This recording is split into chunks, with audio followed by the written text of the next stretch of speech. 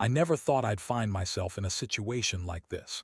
My name is Jake, and I'm a 35-year-old software engineer living in a suburban area. I've been married to Lisa for 7 years.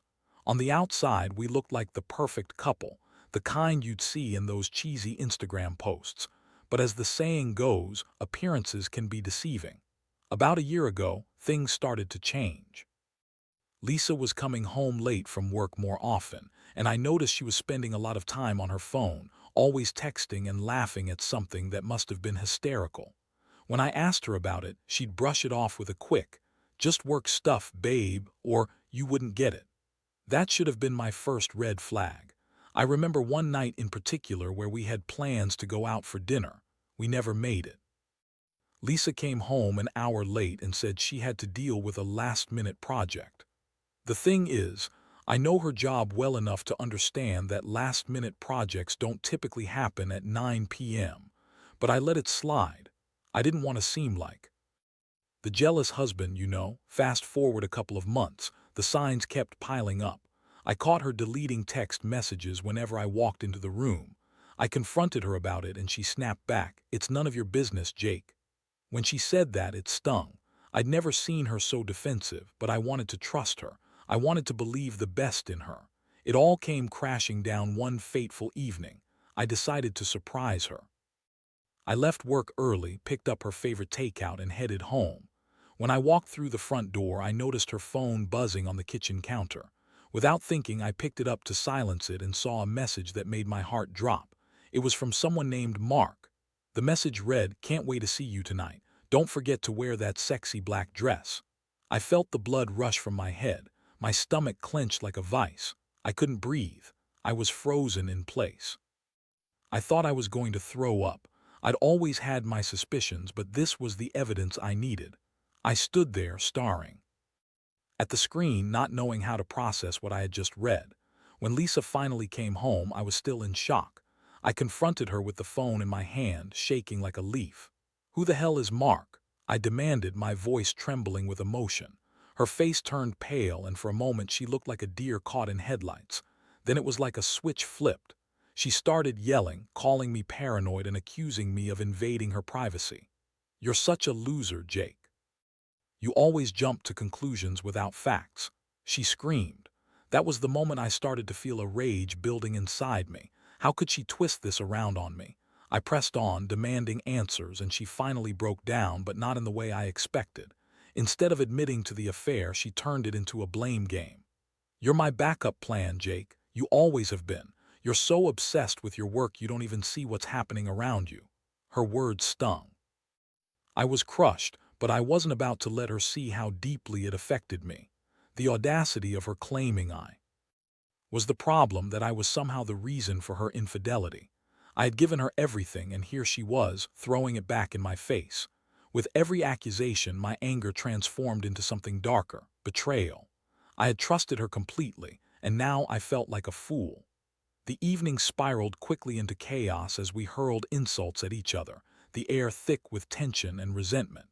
I couldn't believe this was the woman I had loved, the woman I had shared my life with.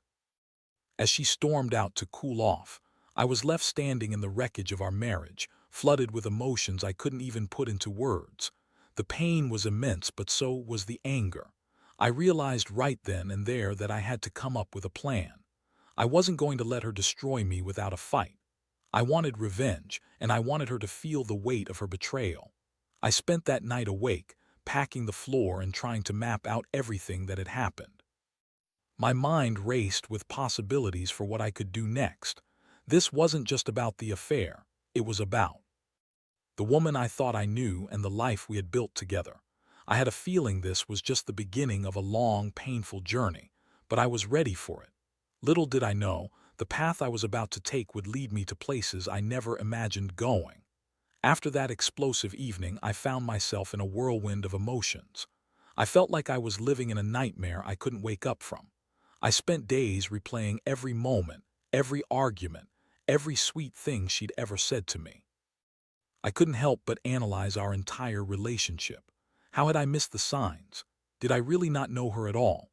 Every time I caught a glimpse of her empty chair at the dinner table, I felt that familiar pang of betrayal. I was angry at her for cheating, but I was also furious with myself for not paying closer attention. I thought I was a good husband, always supportive, always there. But now I felt like a shadow in my own life. It was time to take action. I started getting more involved in things I hadn't done in years. I joined a local gym, started hanging out with some old friends whom I had neglected while prioritizing Lisa, and even picked up a few new hobbies. I wanted to focus on myself and shake off the oppressive weight of the betrayal. But as the days passed, the anger morphed into something more calculated. I began to devise a plan for my revenge. I didn't want to just confront her. I wanted her to feel the pain she had inflicted on me. I wanted her to realize the gravity of what she had done. It wasn't just about seeking revenge, it was about closure.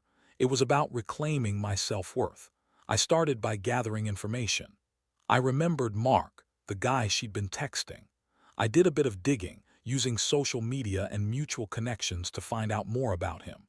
Turns out, he was a gym trainer at the local fitness center where Lisa had started going regularly. It didn't take long for me to piece together a timeline of their meetings.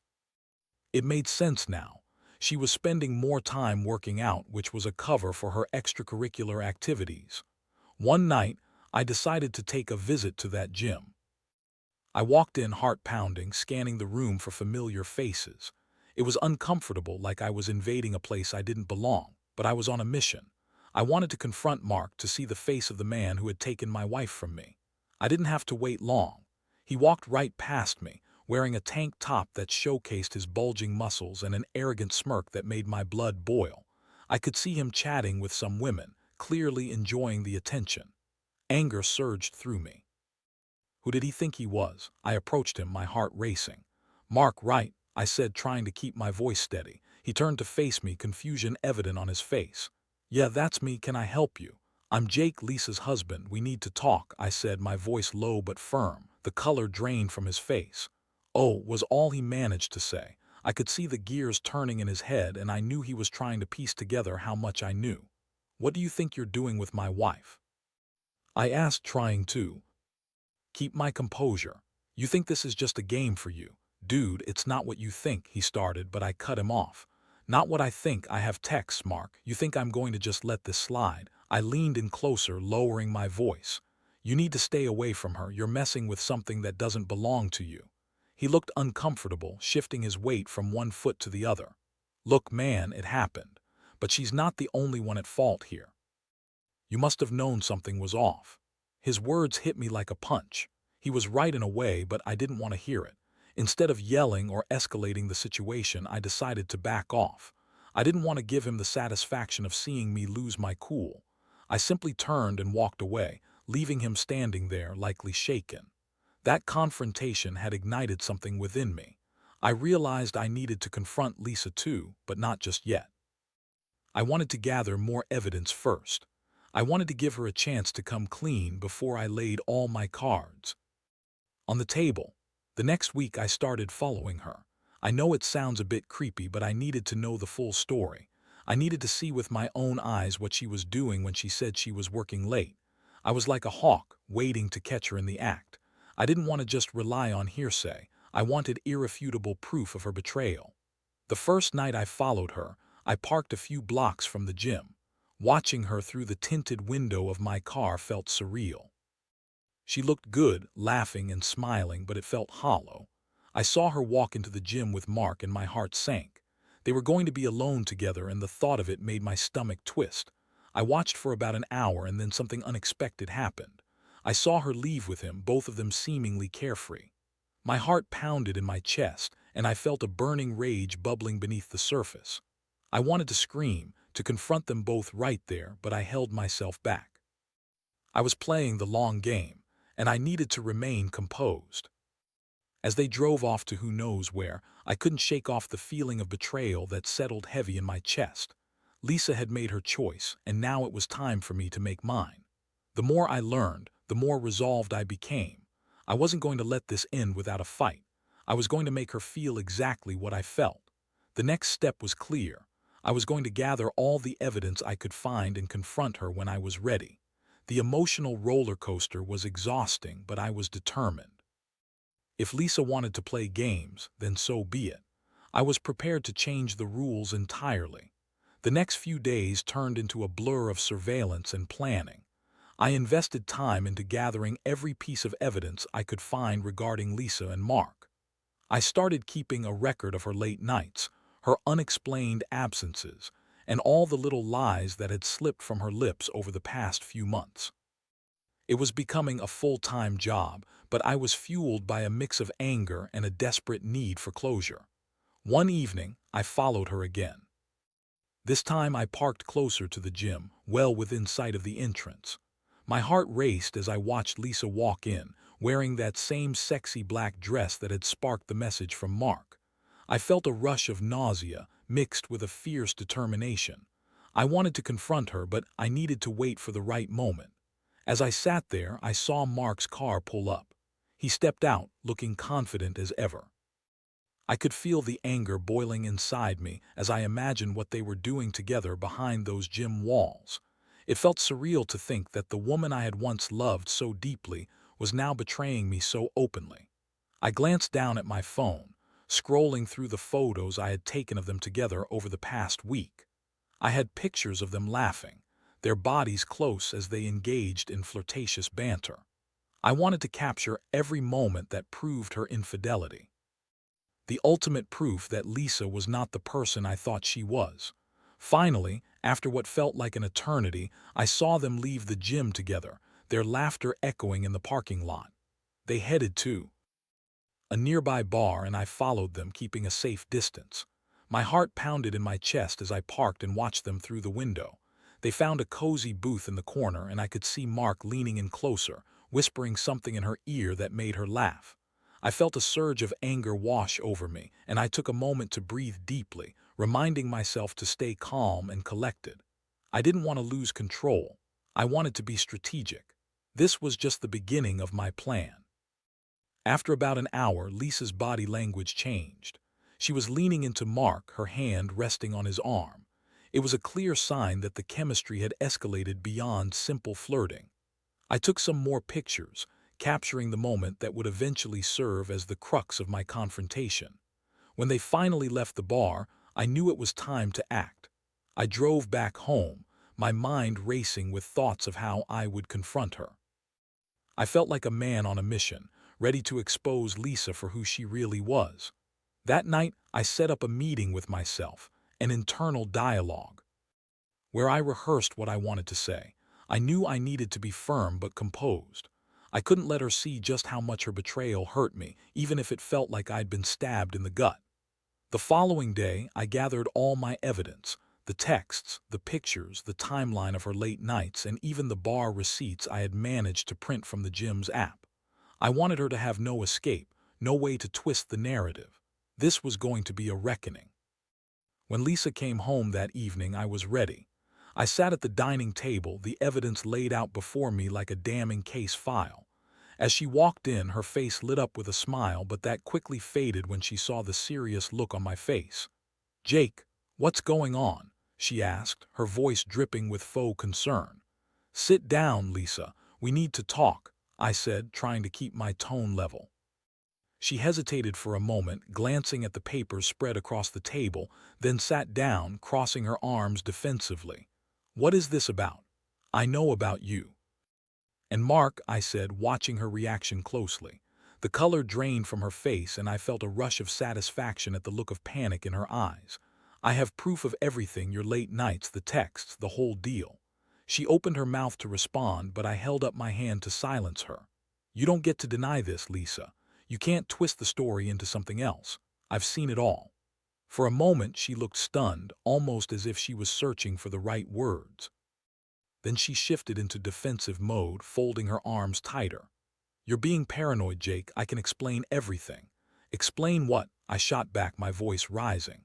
"Explain how you've been cheating on me for months. Explain why I caught you with him at the bar. Or maybe explain why you think it's okay to treat me like I'm nothing." Her eyes flickered with something, guilt, fear, anger, I couldn't tell. "You don't understand. I was unhappy. You were always focused on your job. I felt so alone." Her excuses were infuriating. "So you decided to cheat instead of talking to me? That's your solution?" She didn't respond immediately, and I saw a flash of regret cross her face, but then she seemed to regain her composure. "You've always been so wrapped up in your work, Jake. Maybe if you had opened your eyes and seen me, really seen me, this wouldn't have happened." I was taken aback. She was trying to turn the blame back on me. "You can't be serious, Lisa. You're just deflecting. This is about you and Mark, not me. You made your choice." She looked at the evidence laid out on the table, and I could see her mind racing. "I thought you'd never find out," she finally admitted, her voice barely above a whisper. I leaned in closer, my voice steady but firm. "I'm not going to play this game anymore. I deserve better than this, and I will not let you manipulate me into feeling guilty. You've betrayed me in the worst way possible." The silence that followed was thick with tension. I could see the realization sinking in, and for the first time she looked vulnerable. But instead of feeling pity, I felt empowered. I wasn't going to let her guilt trip me into backing down. "Jake, please," she said, her voice cracking. "We can work this out. I'll change. I'll do whatever it takes." I shook my head. "No, Lisa, this isn't something that can just be fixed with words. You've destroyed our trust. There's no coming back from this." The confrontation had turned into a revelation for me. I finally understood that I had the power to decide my future, to choose what I wanted out of life. It was liberating. As Lisa continued to plead her case, I was resolute. I had a decision to make, and it was time to take the next step in this painful journey. I couldn't let her expect me to stand by while she played the victim. The time for action was upon me, and I was ready to follow through on my plan for revenge.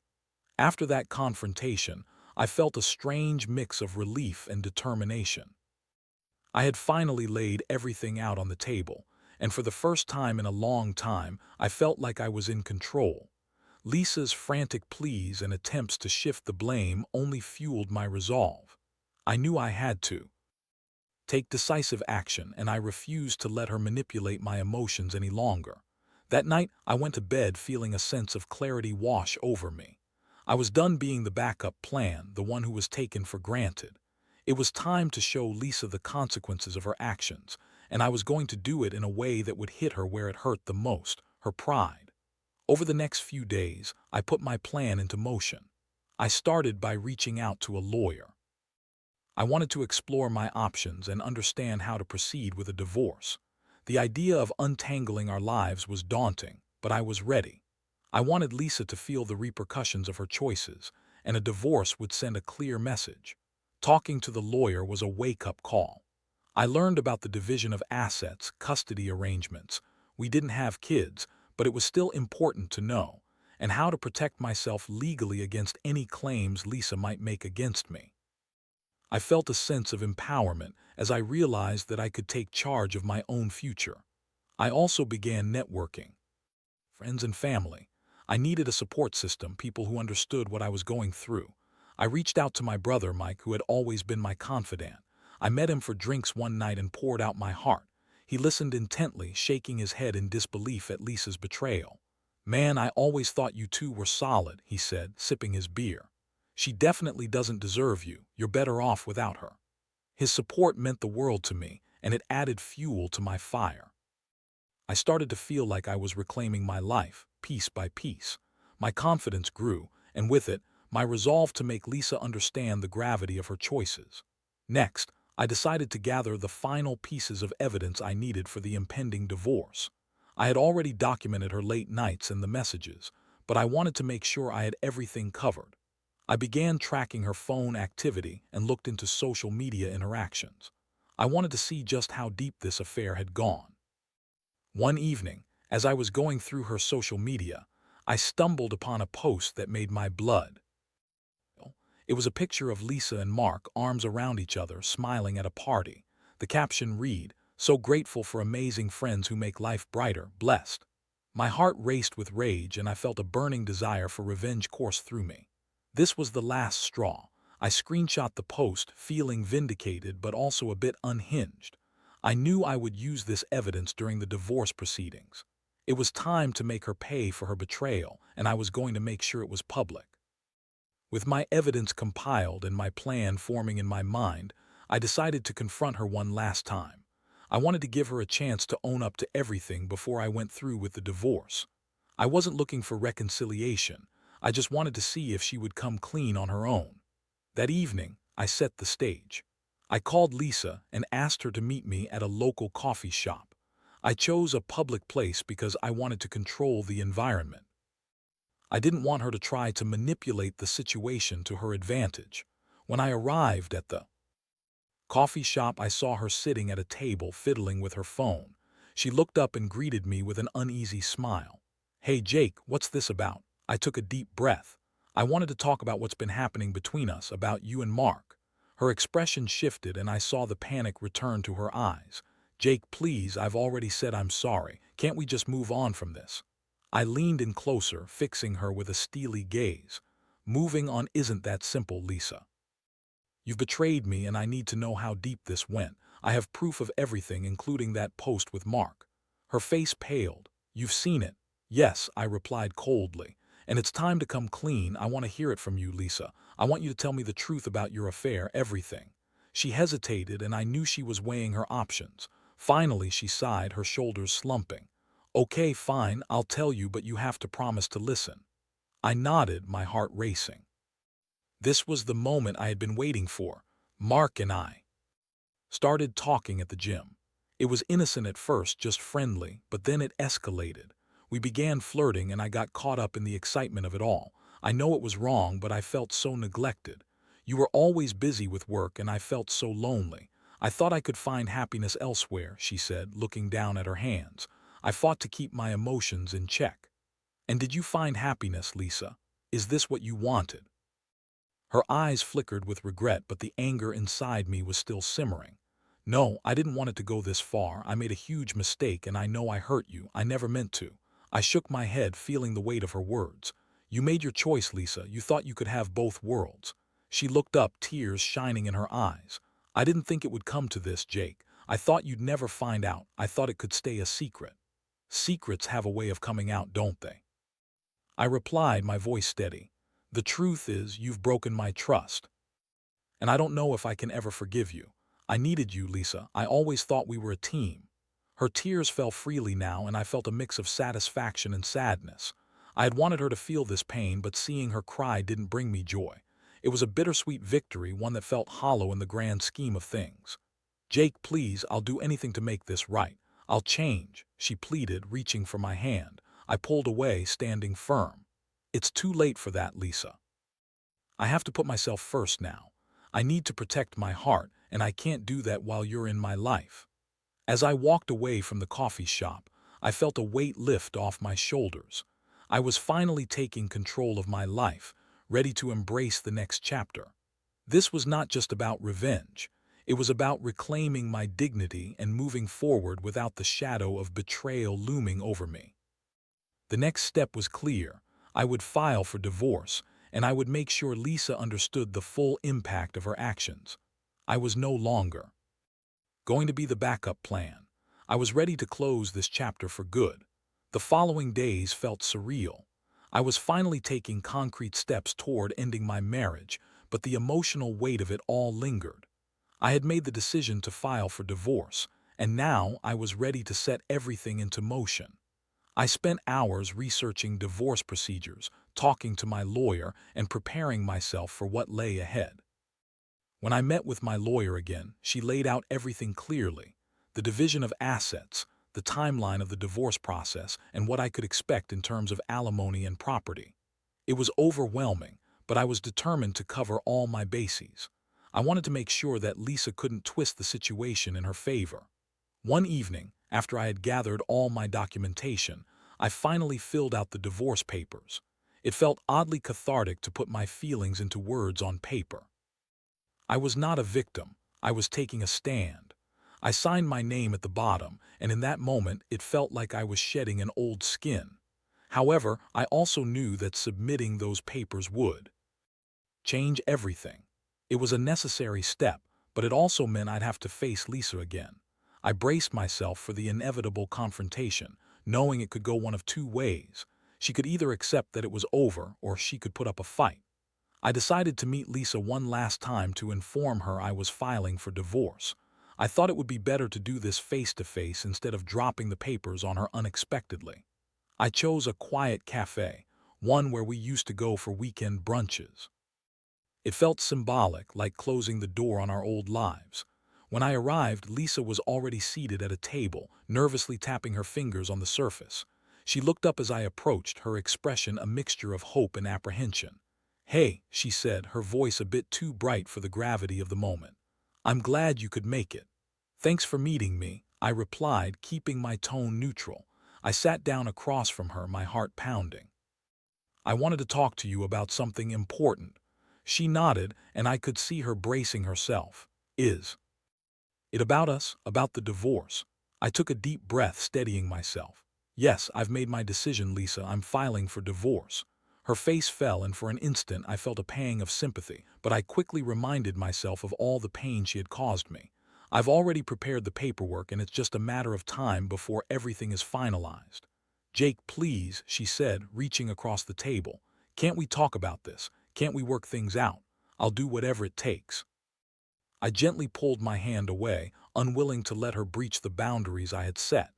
"No, Lisa, this isn't a negotiation. You made your choice when you decided to cheat on me. I won't be manipulated into staying in this marriage." Her eyes welled up with tears, and I could see the desperation mounting. "I know I messed up, but I can't imagine my life without you. I thought we could find a way back to each other." "Life without trust is not a life worth living," I countered, feeling a sense of strength in my words. "You broke that trust, and now it's time to face the consequences. I'm not going to let you drag me down any longer." She sighed heavily, her shoulders slumping as she processed my words. "What if I promised to change? What if I showed you I could be a better person?" I shook my head. "You think I haven't heard those promises before? This isn't about promises, it's about actions. You've hurt me too deeply, and I can't keep pretending that everything is fine." I watched as the realization washed over her. She understood that I was serious, that there was no way back for us. The tears began to flow freely now, and I felt a mix of emotions: anger, sadness, relief. "I can't believe this is happening," she whispered, her voice breaking. "I thought you loved me." "I did love you, Lisa. I still care about you," I said, my voice softer now. "But love isn't enough when trust has been broken. I can't stay in a relationship that feels like a prison." We sat in silence for a few moments, the air thick with unspoken words. I could see her grappling with the reality of the situation, and it was painful to witness, but I also felt a sense of empowerment. This was my life, and I was taking control. Eventually, Lisa spoke again, her voice barely above a whisper. "What happens now?" "I'll file the papers tomorrow," I replied. "I'll make sure you're kept in the loop, but I'm moving forward. I'm done with the past." Her expression shifted from desperation to resignation. "I get it. I messed up. I didn't think it would end like this." "No one ever does," I said, feeling a wave of sympathy despite myself. "But actions have consequences, and I can't be your fallback anymore." She nodded, tears spilling down her cheeks. "I wish things were different, Jake. I really do." "Me too," I replied, my voice steady. "But wishing won't change what happened." As I left that cafe, I felt a sense of closure starting to settle in. The weight of the past was still heavy, but I was ready to forge ahead. I had made my choice, and I was determined to reclaim my life, one step at a time. The following day, I walked into the courthouse with the divorce papers in hand. It felt surreal and liberating at the same time. I was finally taking the steps to free myself from a toxic relationship, and nothing could hold me back. As I handed in the paperwork, I felt a surge of exhilaration. I was no longer the backup plan. I was ready to start a new chapter, one where I could find my own happiness, free from the shadows of betrayal. I had taken control of my life, and that was the greatest victory of all. But I also knew that my journey wasn't over yet. There were still challenges ahead, and Lisa would have her own responses and consequences to face. I was prepared for that, ready to navigate whatever lay ahead. I was reclaiming my life, and I wouldn't look back. After submitting the divorce papers, I felt a strange mix of relief and apprehension. The process was officially underway, and I knew there would be challenges ahead as I navigated the legalities of ending my marriage. But as I walked out of the courthouse, a feeling of liberation washed over me. I had taken a monumental step toward reclaiming my life. In the days that followed, I kept my distance from Lisa. I didn't want to engage in any more emotionally charged conversations. I needed to focus on myself and the new chapter I was about to enter. I moved in with my brother Mike temporarily, and it felt good to be around family, to have someone who truly understood what I was going through. I began to rediscover myself in ways I hadn't before. I started going to therapy, which helped me process everything that had happened. My therapist encouraged me to express my feelings and to not shy away from the pain of betrayal. It was cathartic to talk openly about my experiences, and I began to understand better why I had put up with Lisa's behavior for so long. Meanwhile, the divorce proceedings were progressing. I had my lawyer handle most of the communication with Lisa, ensuring that everything was documented and that my interests were protected. I was surprised at how quickly I found my footing in this new reality. I was no longer weighed down by the guilt and confusion of my old life. But then came the unexpected twist. One afternoon, I received a call from my lawyer. She informed me that Lisa had decided to contest the divorce, claiming that I had been emotionally abusive and that she deserved a share of our assets. I felt a wave of anger wash over me. It was infuriating to think that after everything she was still trying to manipulate the situation. I didn't let it faze me. I gathered my evidence, emails, texts, and even our therapy session notes, and prepared for what would be a long battle. I was ready to fight for my truth. I knew I had to stand my ground, not just for myself, but for anyone who had been in a similar situation. When the court date arrived, I felt a mix of nerves and determination. I walked into the courtroom, my heart pounding, but I refused to let fear control me. I was here to reclaim my narrative. I took a deep breath and steeled myself for whatever lay ahead. As the proceedings began, I listened intently as Lisa's lawyer presented her case. They painted a picture of a marriage that was toxic, filled with emotional neglect. I felt the anger bubbling inside me, but I remained composed. I had all the evidence. I needed to counter their claims. When it was my turn to speak, I stood tall and addressed the court. I laid out the timeline of our marriage, detailing the moments that had led to her infidelity.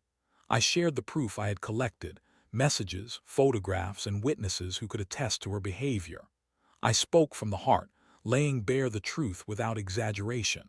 As I presented my case, I could see the disbelief in Lisa's eyes as her narrative began to crumble.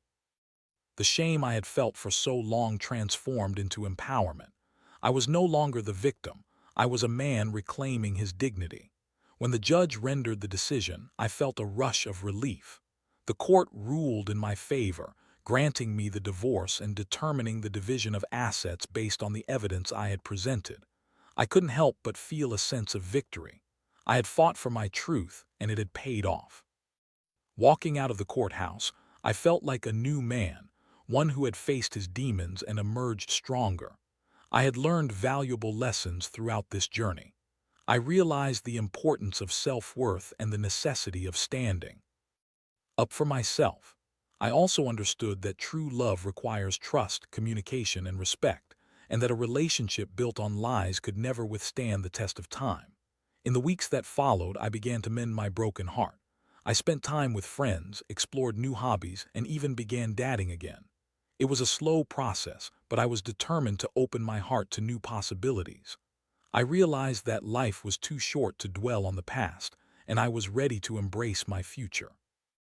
As I adjusted to this new phase of my life, I couldn't help but reflect on what I had learned. I wanted to share my story, not just as a cautionary tale, but as a message of hope for anyone who had ever felt trapped or betrayed. It was a reminder that we have the power to change our circumstances and that self-worth is paramount. In the end, I found closure, not just from the divorce but from the lessons learned. I had faced my fears, taken control of my life, and emerged stronger. I knew I was ready for whatever came next, and for the first time in a long time, I felt hopeful about the future. Life may have thrown me a curveball, but I was ready to hit it out of the park. I was finally free, and that felt like the greatest victory of all.